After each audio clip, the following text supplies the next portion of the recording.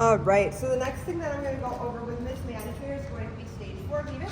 So I've got a little container of kibble here, so what I'm going to do is I'm going to grab her leash pretty close to her collar, hold on to her, show her what I have, and then I'm going to put it on the floor. So now I'm going to mark and reward anytime, yes, she makes the decision to leave the food alone. So even if she's chewing on her leash, she has not forgotten about the food, yes.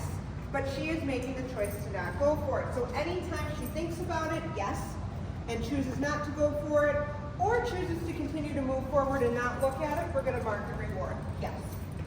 And as she's doing well with this, we're gonna move closer. So if she did it successfully, yes, we're gonna move a step closer each time. Oops, get your cookie. Get it? Good girl. Yes, good. So again, all we're doing is rewarding her for not going for the food that she has not forgotten about on the floor. Yes. So anytime she chooses to move towards us, we're going to mark and reward until we are able to walk over the top of it. Yes. And if you can see here, she's not even looking at it anymore. This is really great progress.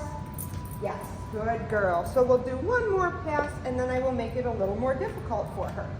So we're going to come back, we're going to do one more pass. Yes, and she didn't even look at it. She says, I am ready for the next step. So the next step of this is again going to be to hang on to her collar. And this time I'm going to open it up and I'm going to sprinkle a couple of kibbles out. So again, I'm going to hold her nice and close so that she can't get it. And we're going to work away from it. So I'm going to put light pressure on. Yes, good girl. And when she chooses to move away from it or look away from it, I am going to mark and reward. Yes.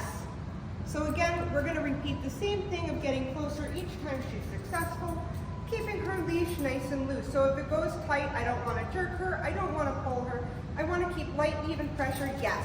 And if you can see, she pretty quickly went, oh, okay, that's not for me, and moved into the pressure. So that is how it should look. If she does need a little bit of prompting, I would use the cue to leave it, yes. And if she does, I would mark and reward. So again, we're going to move a little closer. This is I'm finding snacks over here. Yes, good girl.